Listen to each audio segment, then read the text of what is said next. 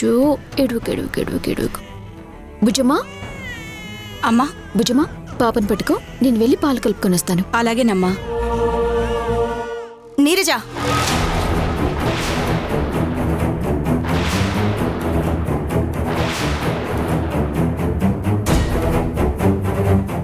ముందు బుజ్జమ్మ దగ్గర నుంచి పాపం తీసుకో.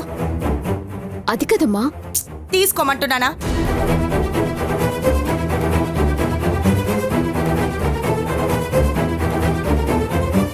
బుజ్జమ్మ, నువ్వు వెళ్ళి పాలు కలుపుకొనిరా. అలాగేనమ్మా.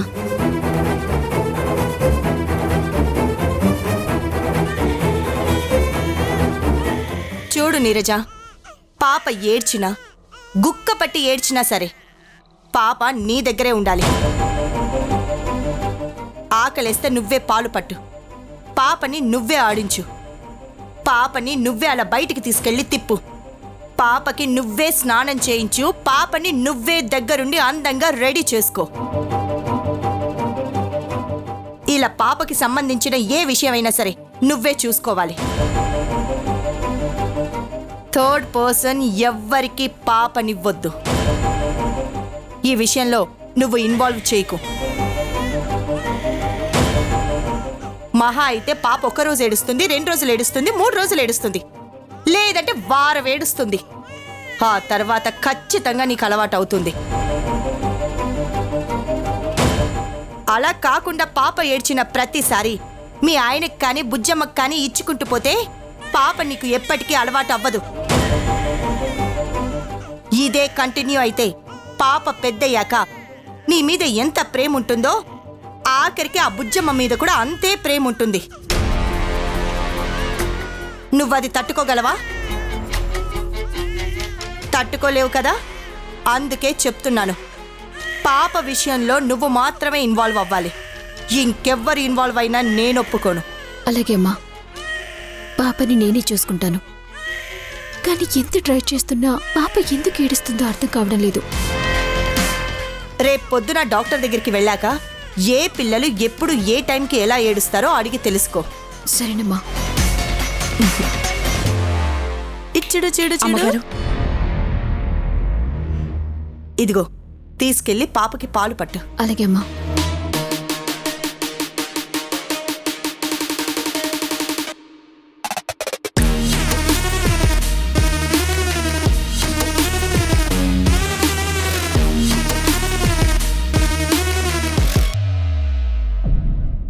సార్, ఈ పేపర్స్ మీద సైన్ చేయండి సార్.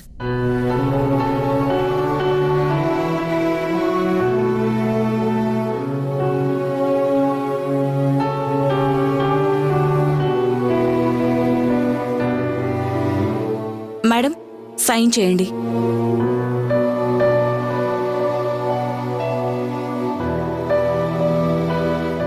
డాక్టర్ గారు, ప్రమాదం ఏమీ లేదు కదా? నా కొడుకు త్వరగా కోలుకుంటాడు కదా? ఏ పేషెంట్ అయినా మేము 100% బ్రతికించాలనే చూస్తాం సార్. ఆపరేషన్ సక్సెస్ అయిన దాన్ని బట్టి, పేషెంట్ బాడీ రెస్పాండ్ అయిన దాన్ని బట్టి అతని హెల్త్ ఎంత ఫాస్ట్గా సెట్ అవుతుంది అనేది డిపెండ్ అయి ఉంటుంది.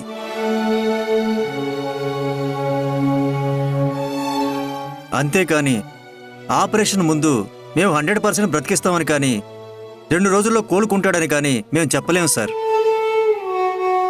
నర్స్, ఆపరేషన్కి రెడీ చేయండి. Okay sir.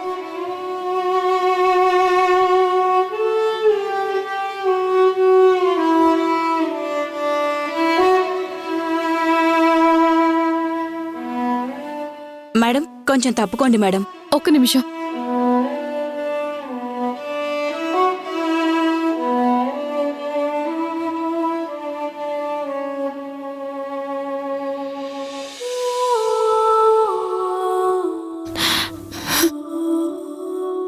హరి, నువ్వు త్వరగా కోలుకుంటావన్న నమ్మకం నాకుంది. నువ్వు త్వరగా కోలుకోవాలి. నాన్న హరి. మేడం, ప్లీజ్, టైం అవుతుంది. దాక్షాయిని, పద పద. నర్స్, ఆపరేషన్కి సిద్ధం చేయండి.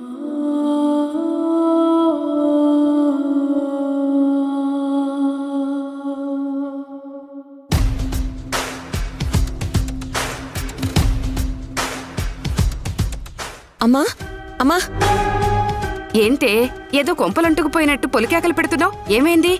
నిజంగా మన కొంపలు అంటుకుపోయాయమ్మా.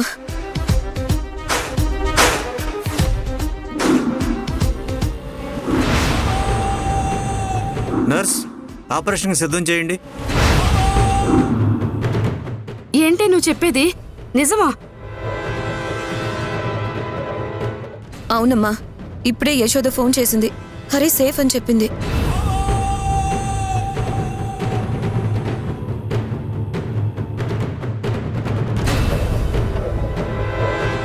ఏంట్రా అన్నయ్య, ఒక పక్క పిడుగులాంటి వార్త నేను చెప్తే నువ్వు ఏ ఒలుకు పలుకు లేకుండా అలా ఉన్నావు? నేను నీకు చెప్పింది వినపడలేదా? వినపడింది దేవకి. మరి విని కూడా చలనం లేకుండా అలా ఉండిపోయావేంటి?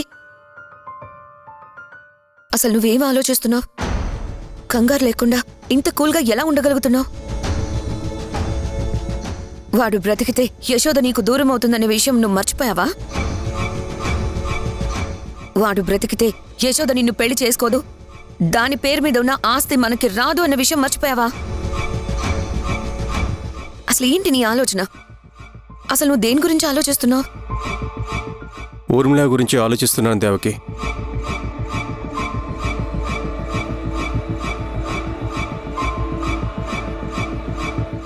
ఊర్మిళ గురించా? అవును దేవకి. ఊర్మిళ మేడం ఇల్లు ఖాళీ చేసి వెళ్ళడమేంటి? ఆ మాట వినడానికే నాకు చాలా ఆశ్చర్యంగా ఉంది. ఒకవేళ పని మీద వేరే ఊరు వెళ్ళినా నిజంగా ఇల్లు ఖాళీ చేయాల్సి వచ్చినా నాకు చెప్పకుండా ఉండదు. కానీ నాకు చెప్పకుండా ఇల్లు మారిందంటేనే నమ్మలేకపోతున్నాను.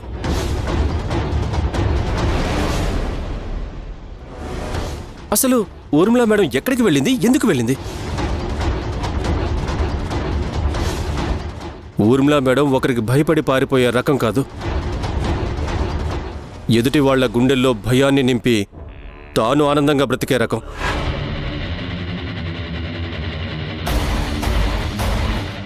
అలాంటి మేడం ఇల్లు వదిలి ఖాళీ చేసి వెళ్ళిపోయిందంటే నా బ్రెయిన్లో 100 ప్రశ్నలు 1000 అనుమానాలు రేకెత్తుతున్నాయి.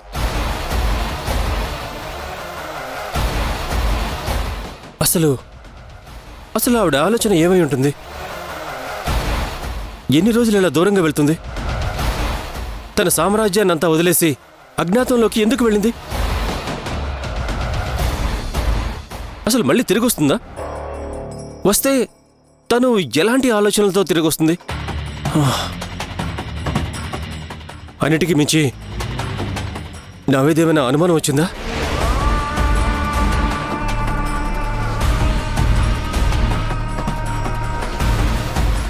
ఇన్ని ప్రశ్నలు నాలో రకరకాల ఆలోచనలు పుట్టిస్తున్నాయి దేవకి.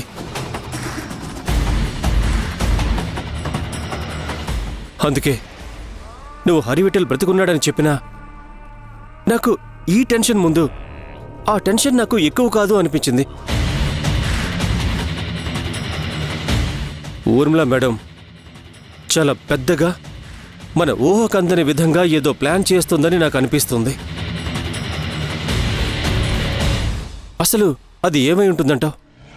నువ్వు ఇంతలా చెప్తున్న తర్వాత నాకు కూడా టెన్షన్ పడుతుందిరా అన్నయ్య. నిజంగానే ఆ ఊర్మిళ మేడం ఆలోచన ఏమై ఉంటుందంటావు?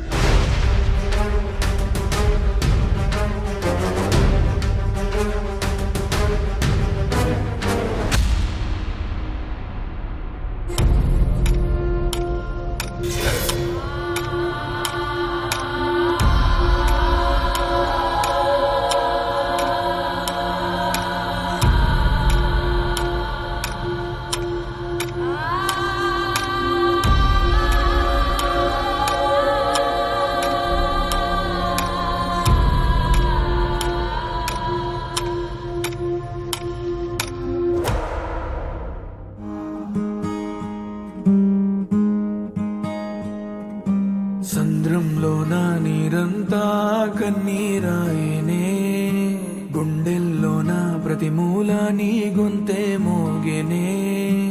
ఉప్పు గాలి నిప్పై మారి నన్నే కాల్చెనే.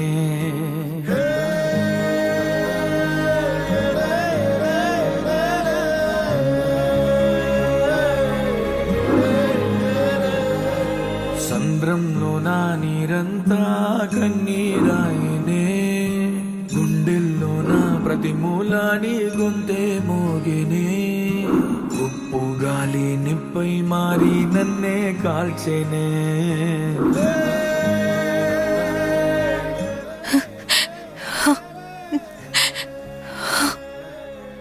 దాక్షాయిని ఏడోకు. మన అబ్బాయికి ఏం కాదు కదండి. అయినా ఆ డాక్టర్ ఏంటండి 24 గంటలు గడిస్తే కానీ ఏం చెప్పలేమంటున్నారు. అయినా డాక్టర్ అంటే దేవుడు అంటారు కదండి. వాళ్ళు నా కొడుకుని బతికించలేరా? దాక్షాయిని ప్లీజ్. ఇప్పుడు ఏమైందని? డాక్టర్లు ఆపరేషన్ చేశారు. ఆపరేషన్ కూడా సక్సెస్ అని చెప్పారు కదా. రేపో మాపో స్పృహలోకి వస్తాడు. మళ్ళీ మామూలు మనిషి అవుతాడు. ఇదివరకట్లాగే నీతో గొడవ పడతాడు, నిన్ను ఆట పట్టిస్తాడు. యశోదని పెళ్లి చేసుకుని ఆనందంగా ఉంటాడు. వాళ్ళ నాన్నమ్మక మాటిచ్చినట్టు ఖచ్చితంగా ముందు కనిపెడతాడు. ఇవన్నీ జరుగుతాయి దాక్షాయిని. నువ్వు అనవసరంగా బాధపడకు.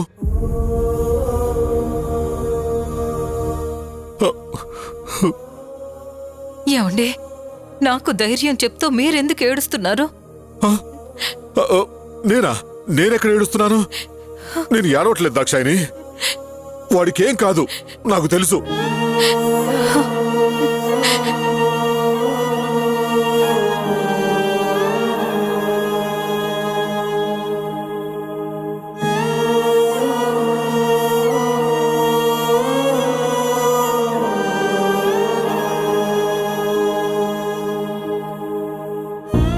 ఏమండి, మీరేడవకండి.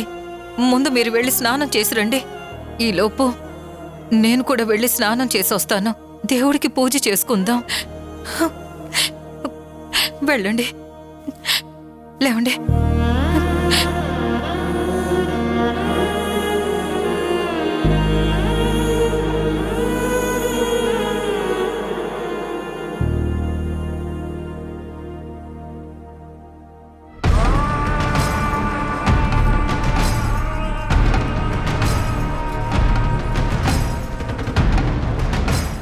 యశోద, నేనెక్కడున్నానో తెలియక పిచ్చిదాన్లాగా అయిపోయి ఉంటావు.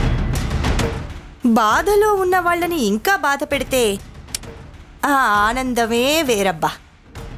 అందులోనూ శత్రువు మాటల్లో బాధ భయం వినిపిస్తుంటే ఆ కిక్కే వేరు.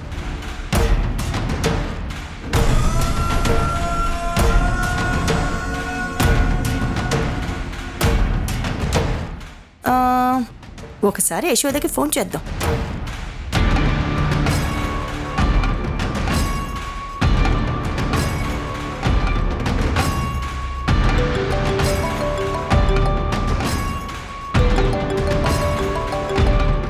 ఈ ఊర్మిళ ఏంటి ఇప్పుడు ఫోన్ చేస్తుంది?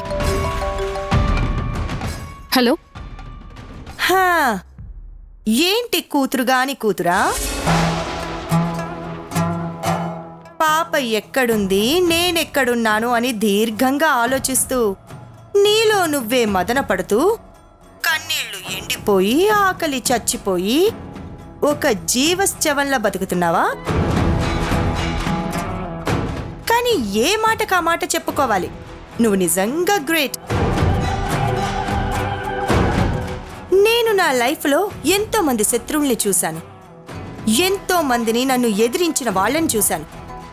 భయం అంటే ఏంటో తెలియని వాళ్ళని చూశాను. కానీ నీలాంటి దాన్ని నేను ఇప్పుడే చూస్తున్నాను. నీ పట్టుదలకి, నీ పంతానికి, నీ తెగింపుకి, నీ ప్రేమకి అబ్బో ఇలా చెప్పుకుంటూ పోతే ఎన్నో రకాల ఫీలింగ్స్. ఇవన్నీ నాకు బాగా నచ్చాయి నీలో. కొన ఊపిరితో ఉన్నా సరే ఓటమిని ఒప్పుకోని నీ రక్తం నిజంగా చాలా గొప్పదే. కానీ ఏం లాభం? అదేంటో తెలియదు కానీ నీ రక్తానికి చావు నా చేతుల్లోనే ఉంది.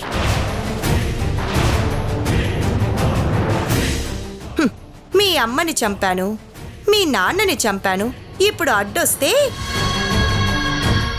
నిన్ను కూడా చంపుతాను. ఓడిపోతాను అని తెలిసినా గెలవాలి అనే ఆశతో నువ్వు నా మీద దండయాత్ర చేస్తూనే ఉన్నావు. కానీ ఏం లాభం? నీ పాప ఇప్పుడు నీ దగ్గర లేదు. హ, ఇలా ఒక్కదానివే ఎన్ని రోజులని పోరాడతావు? నీకు అలుపంటూ రాదా? ఏదో ఒక రోజు వచ్చి తీరుతుంది యశోదా. నీ కూతుర్ని నువ్వు కాపాడుకోవాలి, నీ కూతుర్ని నువ్వు చేరుకోవాలనే తాపత్రయంలో అసలు నీ పాపకి తండ్రి ఎవరనే విషయమే మర్చిపోయావు. అది తెలుసుకునే ప్రయత్నం చేయలేకపోయావు. చేసినా ఏం లాభంలే, అది నీకు తెలిసే ఛాన్సే లేదు. ఎవరికి ఎవరు పుట్టారో ఎలా పుట్టారో అది నాకు మాత్రమే తెలుసు. నువ్వొచ్చి నా కాళ్ల మీద పడినా నీ బిడ్డకి తండ్రెవరో నేను చెప్పను. ఇక నువ్వు ఏ విషయంలో గెలిచినట్టే యశోదా? పాప విషయంలో గెలిచావా? నీ పాపకి తండ్రెవరో తెలుసుకునే విషయంలో గెలిచావా? లేక మీ అమ్మా నాన్నల్ని చంపాను కదా, ఆ విషయంలో నాకేమైనా శిక్ష వేయించగలిగావా? చూడు, నువ్వు ఎక్కడున్నా సరే ఏదో ఒక రోజు నీ ముందుకొచ్చి నిలబెడతాను ఊర్మిళ. శివుడి దగ్గర వరం పొందిన భస్మాసురుడు కూడా వెర్రితనంతో మదంతో ఆ శివుడి మీదకే వెళ్ళాడు. కాని చివరికేమైంది? హా? తన నెత్తిన తానే చెయ్యి పెట్టుకొని భస్మమైపోయాడు. అలాంటి రోజు నీకు అతి త్వరలోనే వస్తుంది ఊర్మిళ. అలాగే నా పాప నేను తప్పకుండా తీసుకుని వెళ్తాను. ఏంటి జోక్ చేస్తున్నావా యశోదా? అసలు నేను ఎక్కడున్నానో తెలిస్తేనే కదా నువ్వు పాపం తీసుకుని వెళ్ళగలిగేది. పోనీ నీ తెలివితేటలతో నా ఫోన్ని ట్రాప్ చేద్దామన్నా నీకు లొకేషన్ దొరకదు. ఎందుకంటే నేను లేటెస్ట్ టెక్నాలజీ వాడుతున్నాను. ఒక్కొక్కసారి ఒక్కొక్క లొకేషన్ చూపిస్తుంది. అంత ఈజీ కాదమ్మా నువ్వు నన్ను పట్టుకోవడం. తప్పు చేసినా ఎలా దొరకకూడదు అని ముందు ఆలోచించి ఆ తర్వాత తప్పు చేయడం మొదలు పెడతాను. ట్రై చేయి, నన్ను పట్టుకోవడానికి ట్రై చేయి. నన్ను పట్టుకోవాలి అన్నా, నన్ను చేరుకోవాలి అన్నా నీ తాతలు ముత్తాతలు దిగిరావాలి.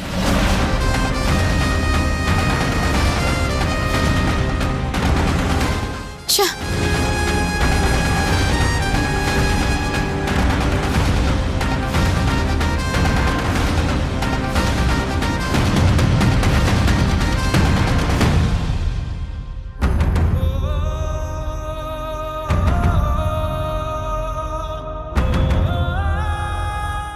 భగవంతుడా,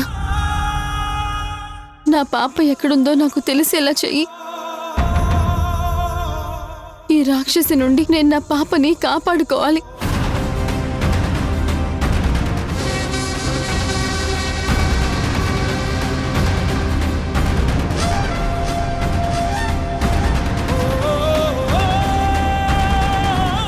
యశోదా, ఏమైంది? ఎందుకు బాధపడుతున్నావు? సుబ్బరాజు, నువ్వు నాకు ఒక సహాయం చేస్తావా? అది నువ్వు మాత్రమే చేయగలిగే సహాయం సుబ్బరాజు. చెప్పు యశోదా, నేను నీకోసం ఏవైనా చేస్తాను. నేనేం చేయాలో చెప్పు. నువ్వు ఊర్మిళ దగ్గర పనిచేసావు కదా, నీకు ఆ ఊర్మిళ గురించి చాలా విషయాలు తెలిసే ఉంటాయి. అలాగే ఆ ఊర్మిళకి తనుండే ఇల్లు కాకుండా వేరే ఇళ్ళు ఏమైనా ఉన్నాయా? అదే గెస్ట్ హౌస్లు, ఫామ్ హౌస్లు లాంటివి ఏమైనా ఉన్నాయా?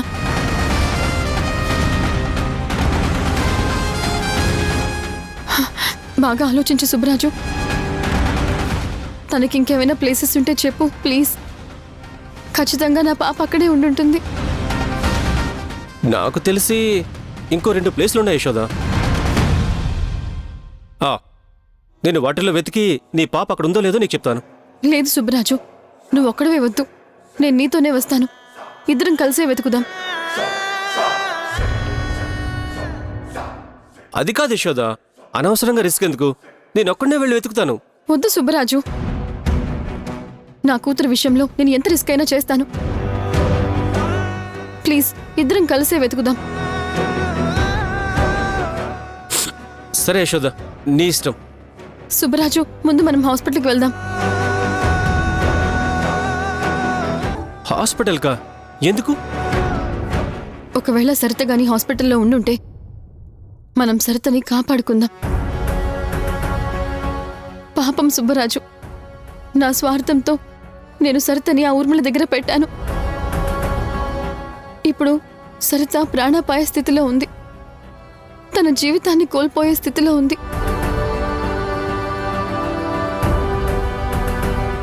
ఒక ఆడపిల్ల జీవితాన్ని నాశనం చేశాను అన్న బాధ నాకుండకూడదు సుబ్బరాజు.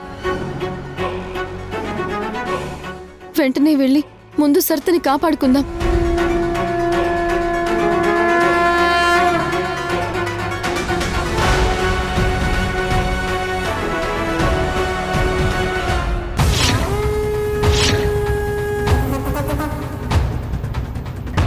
హనీ, ఊర్మిళ ఇక్కడ లేనట్టుంది. హనీ పాపా.